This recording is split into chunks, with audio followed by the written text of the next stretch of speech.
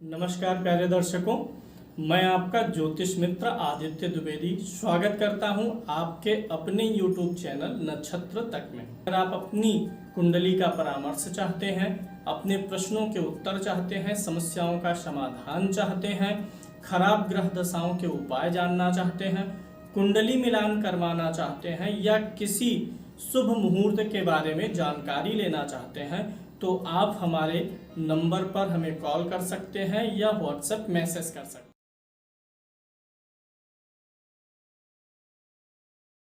भृगु संहिता के अनुसार सभी 12 लग्नों में बारी बारी से एक ग्रहों के बारे में आपको जानकारी मिलेगी। आज हम लेंगे मेष लगन। मेष लगन जिन लोगों का है या मेष राशि है वे इस कैलकुलेशन को देख सकते हैं। पहले घर में 1 नंबर की गिनती होने पर मेष लगन बनेगा।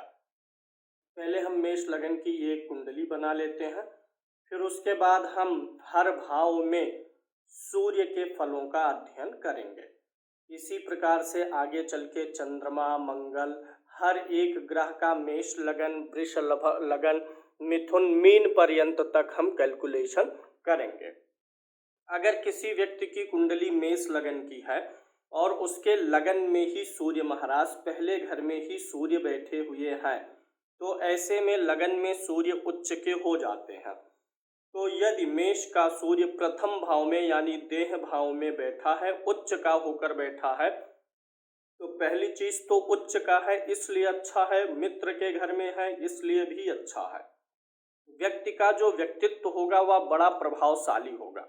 यहाँ पर सूर्य के होने से व्यक्ति का व्यक्तित्व बहुत ही प्रभावी होगा, बड़ा प्रभावशील व्यक्ति होगा, मान सम्मान होगा, किसी एक अच्छे अधिकारी की तरह या राजा की तरह व्यवहार करेगा, लोगों के ऊपर उसके व्यक्तित्व का प्रभाव पड़ेगा ही पड़ेगा। यहाँ पर होने से सूर्य के ऐसे व्यक्ति की शरीर और हड्डी भी काफी अच्छी हो जाती है, मजबूत हो जाती है। सूर्य पंचम भाव का स्वामी होकर उच्च का होता है, इसलिए ऐसे व्यक्ति की बुद्धि बड़ी कुशाग्र होगी, बुद्धि बहुत अच्छी होगी और वह बुद्धि के माध्यम से ही लोगों के ऊपर अपना प्रभाव छोड़ेगा। और पांचवा भाव विद्या का भी होता है, वहां का स्वामी सूर्य लगन में उच्च का होके बैठा हुआ है, यानी ऐसे व्यक्ति को अपनी विद्याओं का प्रयोग करना आता है। विद्या के माध्यम से कैसे लाभ उठाना है समाज में, घर में, परिवार में, इन सारी चीजों का गुण उसके अंदर होता है। यानी यहाँ पर सूर्य होने से काफी अच्छा रिजल्ट देगा। सूर्य चूंकि राजा है और लगन में ही बैठेगा तो ऐसा व्यक्ति बड़ा ही स्वाभिमानी स्वभाव का होगा, व्यक्ति के अंदर स्वाभिमान होगा। व्यक्ति जिसकी भी कुंडली में सूर्य लगन में हो वो भी जब यहाँ पर उच्च का है तो ऐसा व्यक्ति आदेश देना पसंद करता है, आदेश लेना ऐसे व्यक्ति को कम पसंद आता है। तो भृगु संहिता के अनुसार भाव में बैठे हुए ग्रह का विश्लेषण होता है और उसकी दृष्टि का होता है। तो जब सूर्य मेष लगन में ही बैठेगा तो सब कुछ अच्छा है, लेकिन सूर्य की 7वीं दृष्टि जो पड़ेगी इस भाव पर पड़ेगी और यहाँ पर सूर्य की नीच वाली राशि होती है। तो जब भी सूर्य यहाँ पर नीच राशि से देखेगा तो स्त्री एवं रोजगार का स्थान ये होता है, तो यहाँ पे कुछ न कुछ दिक्कतें पैदा करेगा। यहाँ पर शुभ ग्रहों का प्रभाव होना ये सब अलग विषय, हम सिर्फ सूर्य को ही देखेंगे। अगर सूर्य लगन में है, उच्च का है, मेष राशि में 7वें भाव को देखता है तो स्त्री से कलेश देता है और स्त्री से कष्ट की प्राप्ति होती है। स्त्री की जो मन की सुंदरता है उसमें कमी आ जाती है और रोजगार का जो मार्ग है, जो डेली इनकम है, मंथली इनकम है, उसमें कुछ न कुछ परेशानियां भी आती हैं।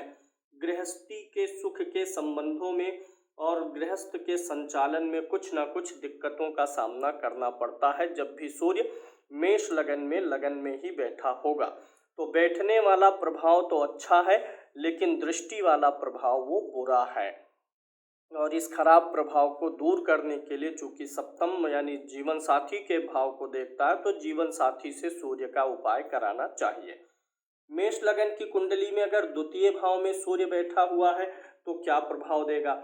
यदि वृषभ का सूर्य दूसरे यानी धन भाव में, ये इसको कुटुंब स्थान भी बोलते हैं, बैठा हुआ है और यहाँ पर शत्रु की राशि में है, शत्रु शुक्र की राशि में है तो इन सारी चीज़ों में प्रॉब्लम आती ही आती है। यानी ये आपके कुटुंब का है, सूर्य शत्रु राशि में है तो यानी आपका जो कम्युनिकेशन है, संवाद है, वो सब अपने कुटुंब जनों से थोड़ा गैप हो जाता है। अपने जनों से बातचीत में जो है आप उतना इंटरेस्ट नहीं लेते, उनसे वार्तालाप में एक दूरी बनी रहती है।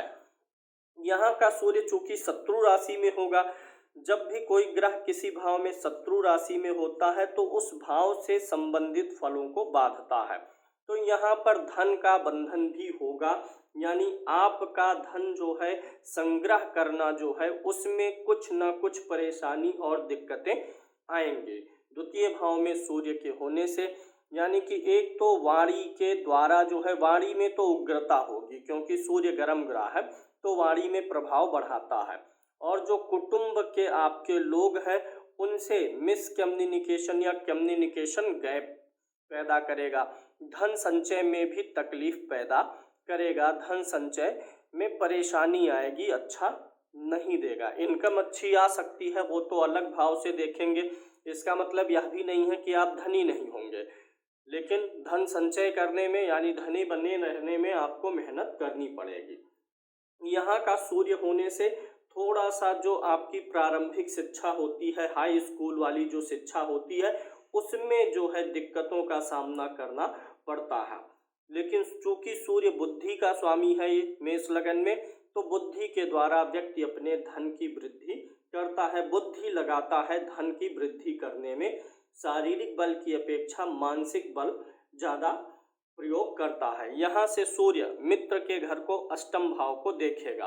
अब चूंकि यहाँ पर अष्टम भाव आयु का है और मित्र का घर है, यहाँ पे दृष्टि डालने से सूर्य आयु की वृद्धि करेगा, आयु वृद्धि यहाँ पर देगा क्योंकि मित्र के घर को देख रहा है।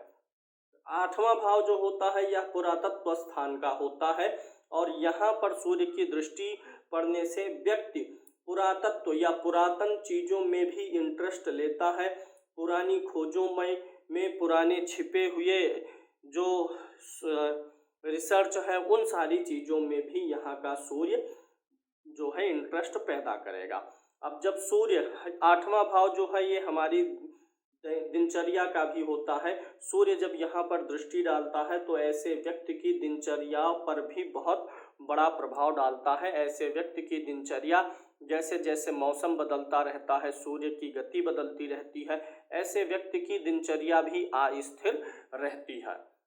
अब अगर यही सूर्य तीसरे भाव में बैठा हुआ हो, सूर्य मिथुन राशि में यानी बुध के घर में तीसरे भाव में बैठा हुआ हो, तो यह जो भाव होता है पराक्रम का और भाइयों का होता है, और बुध सूर्य को शत्रु नहीं मानेगा, इसलिए यहाँ पर बुद्धि का स्तर जो है वह परिश्रम में बदल पाएगा। ये होता है परिश्रम का भाव और ये है बुद्धि का, यानी बुद्धि स्थान का स्वामी परिश्रम में बैठा हुआ है, यानी बुद्धि के द्वारा जो भी परिश्रम करना है व्यक्ति के अंदर उसमें कोई थकान नहीं आएगी, यानी व्यक्ति मानसिक रूप से बड़ा अच्छा परिश्रमी होगा, मानसिक रूप से बहुत अच्छा परिश्रम कर पाएगा, दिमागी थकान से दूर रहेगा।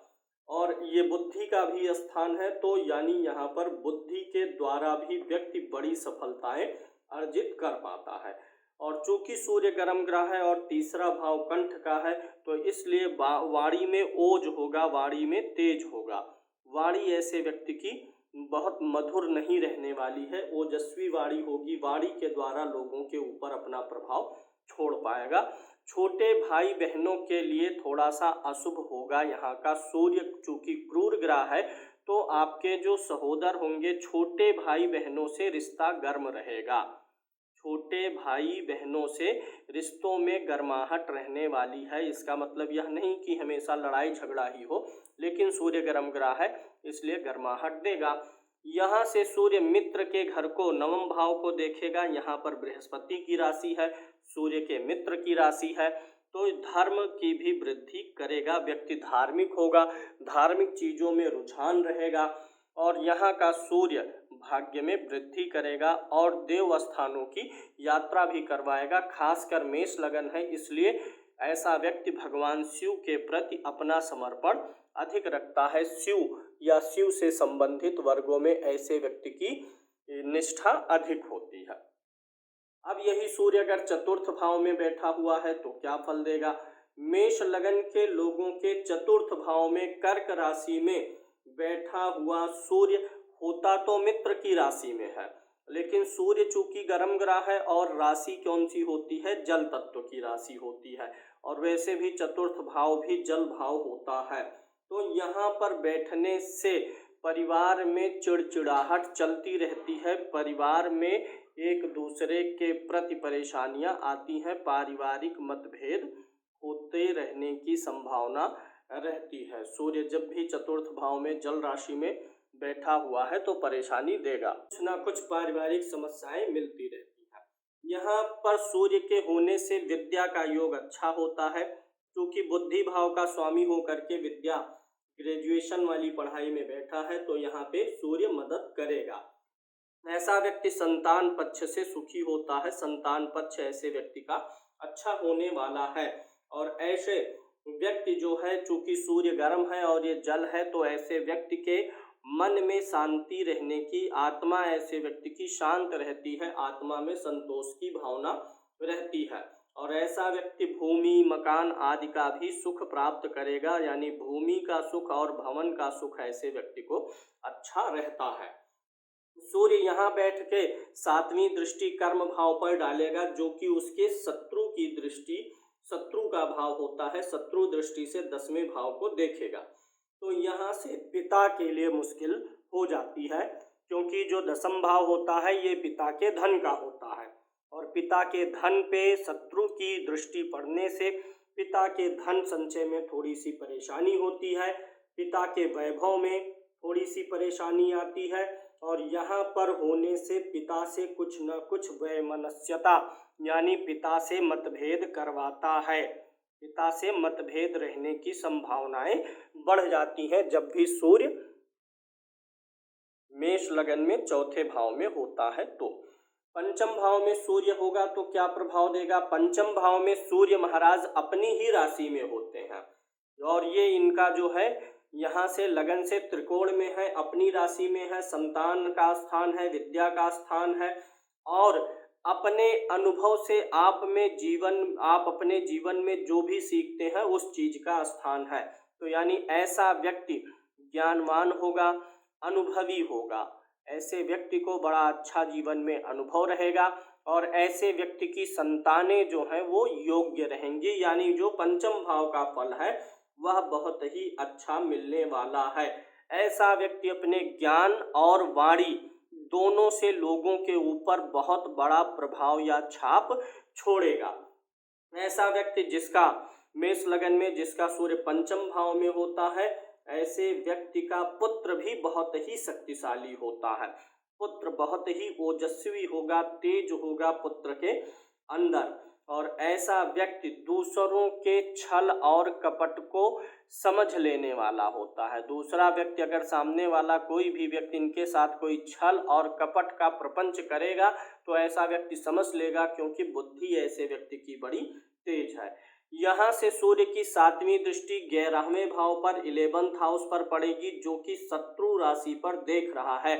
इसलिए आमदनी के मार्ग में बाधाएं आएंगी, आमदनी में आपके शत्रु अड़ंगा डालते रहेंगे, आमदनी रोकने का प्रयास आपके विरोधी करते रहेंगे। इसलिए कुछ ना कुछ जो लाभ की मात्रा है उसमें असंतोष रहने वाला है, कुछ ना कुछ समस्याएं रहेंगी, और लाभ के मार्ग को अच्छा करने के लिए आपको शनि की भी स्थिति देखनी होती है। आमदनी में समस्याओं का योग रहेगा, ऐसा नहीं है कि आमदनी नहीं रहेगी, लेकिन समस्याओं का सामना शत्रुओं के माध्यम से करना पड़ेगा। अब यदि सूर्य छठे भाव में बैठा हुआ है, मेष लगन के खष्टम भाव में सूर्य के होने से, जो कि लड़ाई झगड़े वाद विवाद का है, प्रतिस्पर्धियों का है, इस राशि में सूर्य के बैठने से पहली चीज तो सूर्य विद्या भाव का स्वामी होके बैठा हुआ है, यानी विद्या ग्रहण करने में व्यक्ति को समस्याएं आएंगी। विद्या ग्रहण मतलब सिर्फ स्कूली विद्या की बात नहीं है, जीवन में भी हम कुछ सीखना चाहते हैं अपने काम को लेकर के या वैसे भी, तो भी ऐसे व्यक्ति को समस्याएं आएंगी। कुछ भी सीखने में, जानने में, पढ़ने में, कुछ नया अपने अंदर हुनर डालने में ऐसे व्यक्ति को समस्याओं का सामना करना पड़ता है, क्योंकि पंचम का स्वामी होकर के सूर्य छठे भाव में गया होता है। और ये संतान का भी भाव है, संतान पक्ष के अंदर भी कुछ ना कुछ परेशानी यहाँ पर सूर्य देने वाला है, क्योंकि पंचम भाव का स्वामी छठे में जाए तो अच्छा नहीं है। वैसे भी ये जो छठा भाव होता है इसमें अंधकार होता है और सूर्य प्रकाश का ग्रह है, तो प्रकाश का पुंज अंधकार वाली कोठरी में गया हुआ है तो दिक्कतें देगा। ऐसे व्यक्ति के छुपे हुए शत्रु बहुत होते हैं, छुपे हुए शत्रुओं से बहुत ज़्यादा सावधानी बरतनी होती है। यहाँ से सूर्य 12वें भाव को देखेगा, जहाँ पर उसके मित्र का घर है, गुरु की मीन राशि को देखेगा। इसलिए ऐसा व्यक्ति 12वां भाव व्यय का है और 12वें भाव में गुरु मित्र के घर को देख रहा है, तो खर्चा करने में संकोच नहीं करेगा। शत्रु की राशि होने पर शत्रु खर्चा न करने देता, लेकिन सूर्य यहाँ जहाँ देख रहा तो ये मित्र का है, तो इसलिए ऐसा व्यक्ति खर्चा भी खूब करेगा और ऐसा व्यक्ति बाहरी स्थानों में सफलता की शक्ति पाएगा। और बाहरी स्थान मतलब जन्म स्थान से अलग स्थान पर दूर, ऐसे व्यक्ति को ज़्यादा मान्यता मिलेगी, जबकि जन्म स्थान पर उतनी अधिक मान्यता नहीं मिल पाती है। सप्तम भाव में सूर्य बैठा होगा तो तुला राशि का होगा, नीच राशि का होगा, तो आपके दाम्पत्य में निश्चित रूप से परेशानियां ये देने वाला है। सप्तम भाव का सूर्य मेष लगन में दाम्पत्य में परेशानी देगा। शुक्र अगर कुंडली में कमजोर होगा तब तो और भी परेशानी हो जाएगा। यहाँ पर व्यक्ति जो बुद्धि है, जो चिंतन का भाव है, वो सप्तम में गया हुआ है, यानी ऐसा व्यक्ति अक्सर स्त्रियों के चिंतन में लगा रहेगा, स्त्रियों के चिंतन में। अब इसका कारण भी बनता है, जब स्त्रियों के माध्यम से कष्ट प्राप्त होगा तो चिंता भी उसी का ही लगा रहेगा हमेशा। यहाँ पर रोजगार के मार्ग में भी परेशानियाँ आएंगी, डेली और मंथली इनकम में भी व्यक्ति के समस्याएं आएंगी, क्योंकि सूर्य यहाँ पर नीच का हो रहा है। तो ऐसा व्यक्ति जिस हिसाब से परिश्रम करेगा उस हिसाब से व्यक्ति को लाभ नहीं मिलने वाला है। व्यक्ति के अंदर आत्मविश्वास की कमी रहेगी और व्यक्ति का जो रिलेशनशिप होता है, स्त्रियों से जो प्रेम की कला होती है, ऐसे व्यक्ति को नहीं पता होता है। जिसका सूर्य सप्तम में होगा ऐसा व्यक्ति स्त्रियों का प्रिय नहीं बन पाता है। यहाँ से सूर्य की 7वीं दृष्टि लगन पे पड़ेगी, जो कि उसकी उच्च राशि होगी, मित्र की राशि होगी, इसलिए शरीर के मामले में थोड़ा सा अच्छा होगा। शरीर ऐसे व्यक्ति का दृढ़ रहेगा, शरीर मजबूत रहने वाला है। ऐसे व्यक्ति को अच्छी लंबाई और अच्छा कद काठी प्राप्त होता है। अष्टम भाव में सूर्य महाराज जाएंगे तो क्या प्रभाव देंगे? अष्टम भाव में सूर्य यहाँ पर मित्र के घर, मंगल के घर में होने वाले हैं। यहाँ से अष्टम भाव भी अंधकार है और सूर्य प्रकाश है। 12वां भाव खुला आसमान है। अगर ये खुला आसमान है तो ये प्रकाश है और ये भी अंधकार का ही ये गड्ढा होता है। 8वां भाव जन्म कुंडली का एक प्रकार से गहरा गड्ढा होता है, तो जो कुंडली का उजाला है वो गड्ढे में फंसा हुआ। चूंकि सूर्य पंचम भाव का स्वामी है तो ऐसा व्यक्ति कुछ रिसर्च से संबंधित काम करता है तो सफल होता है। पुरातत्व हो गया या कोई भी रिसर्चियल वर्क जो होगा उसमें व्यक्ति को ज़्यादा सफलताएं मिलेंगी।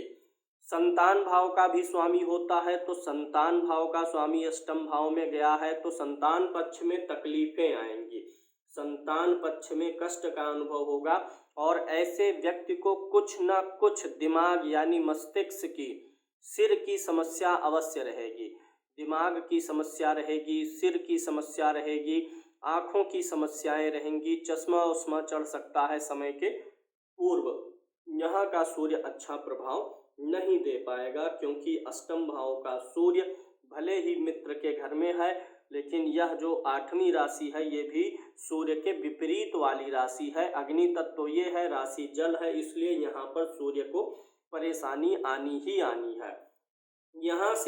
यहाँ पर सूर्य के होने से ऐसा व्यक्ति बुद्धि का प्रयोग करके जीवन में 1-2 बार जो है चमत्कार करेगा। बुद्धि कभी कभी ऐसे व्यक्ति का जीवन में विलक्षण साथ देगी, हमेशा नहीं देगी, लेकिन जीवन में कई बार ऐसे अवसर आएंगे जब ऐसे व्यक्ति की बुद्धि विलक्षणता से भर जाएगी। यहाँ सूर्य बैठ करके द्वितीय भाव को देखेगा, शत्रु की राशि को देखेगा, धन बर्बाद करवाएगा, धन रोकने में परेशानी पैदा करेगा, और अगर धन नहीं रोकेगा तो धन आने के बाद कहीं ना कहीं बर्बाद करवाएगा। ऐसे व्यक्ति को स्त्रियों के पीछे धन बर्बाद करने से बचना चाहिए। स्त्रियों के ऊपर बेवजह का खर्चा, स्त्रियों के कारण खर्चे का योग बन सकता है, इसलिए 8वें का सूर्य अच्छा नहीं माना जाएगा।